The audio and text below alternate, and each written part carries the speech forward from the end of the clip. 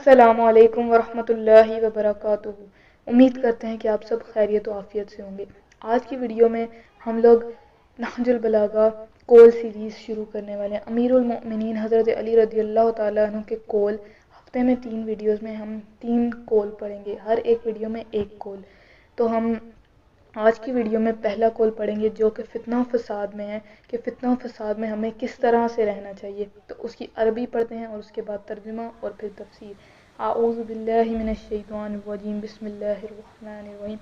قال علیہ السلام کن فی الفتنۃ کابن اللبون لا ذخر فیرقب ولا درع فیحلب۔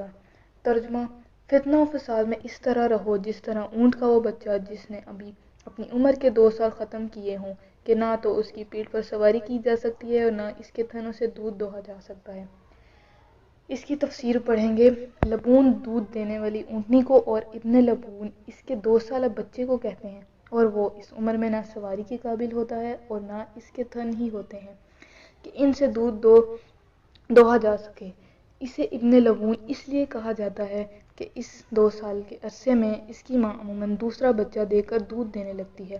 مقصد یہ ہے کہ انسان کو فتنہ و فساد کے موقع پر اس طرح رہنا چاہیے کہ لوگ اسے ناکارہ سمجھ کر نظر انداز کر دیں اور کسی جماعت میں اس کی شرکت کی ضرورت محسوس نہ ہو، کیونکہ فتنوں اور ہنگاموں میں الگ تھلگ رہنا ہی تباہ کاریوں سے بچا سکتا ہے۔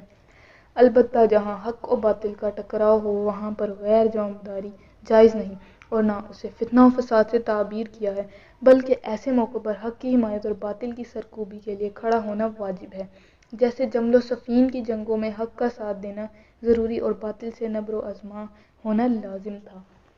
اس کول میں حضرت علی فرماتے ہیں کہ ہمیں فتنہ و فساد میں اس طرح رہنا چاہیے جس طرح اونٹنی کا وہ 2 سالہ بچہ جس کی پیٹھ پر بیٹھ کے نہ تو سواری کی جا سکتی ہے اور نہ ہی اس کے تھنوں سے دودھ دوہا جا سکتا ہے۔ تو امید کرتے ہیں کہ آپ کو یہ ویڈیو اور یہ کول سمجھ آیا ہوگا۔ میں نے بالکل آپ کو اسی طرح سمجھایا جس طرح کہ اس کتاب میں لکھا ہوا ہے۔ اس کا صفحہ نمبر ہے 809، نہج البلاغہ صفحہ نمبر 809۔